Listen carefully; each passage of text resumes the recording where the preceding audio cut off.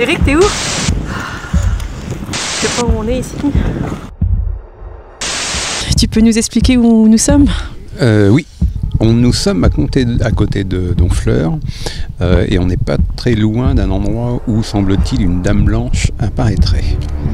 Donc elle apparaîtrait certaines nuits, on va voir si on capte quelque chose, si on voit quelque chose. On est obligé d'y aller? Moi non, mais toi oui. Ah, j'y vais pas toute seule, hein. Allez, je t'accompagne.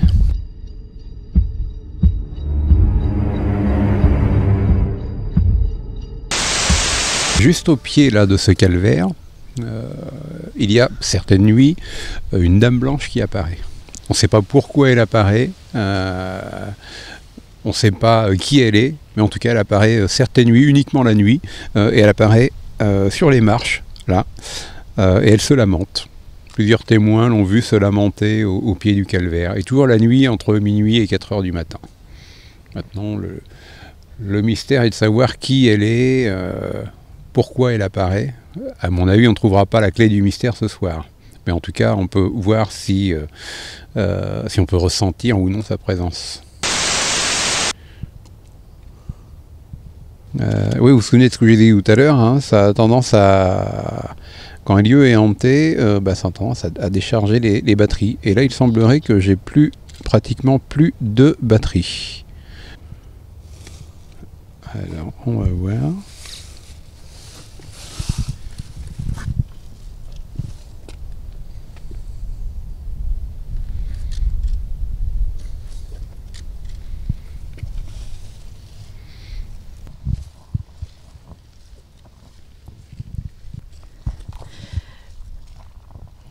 Est-ce que ça fait des années qu'elle apparaît, cette fameuse dame blanche, ici?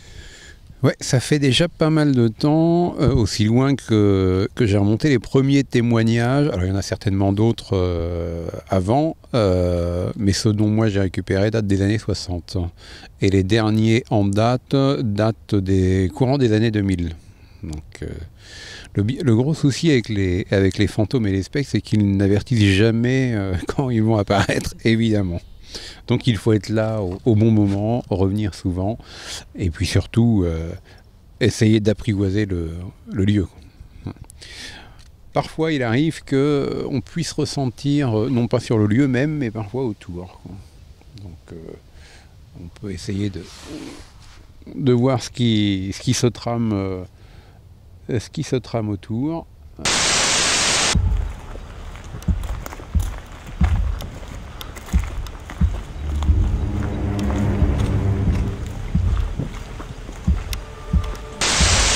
Alors où est-ce qu'on est là? On n'est pas loin du calvaire, et une petite chapelle.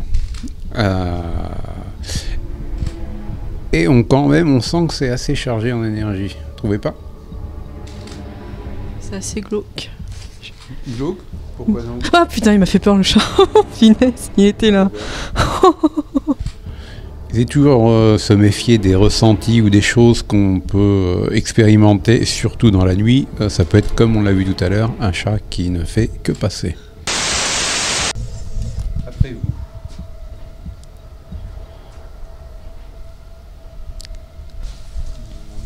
Ah, il y a une araignée.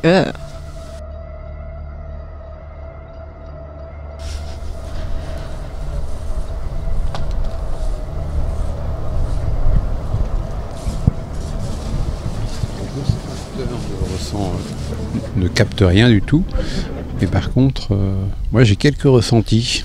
Des ressentis. Qu'entendez-vous par des ressentis? Alors les ressentis peuvent être de plusieurs natures.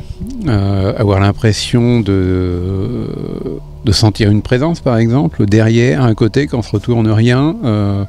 Sensation aussi de froid, alors il fait froid, il ne fait pas forcément chaud, mais de froid un petit peu plus intense. Sensation d'être observé aussi. L'impression peut-être d'entendre certaines choses. Et vous n'avez pas ces ressentis C'est un peu pesant. La peur, l'esprit, le mental, psychologiquement peut créer une hantise. Mais pour être tout à fait franc, moi qui n'ai pas forcément peur, l'atmosphère est assez chargée ici en tout cas.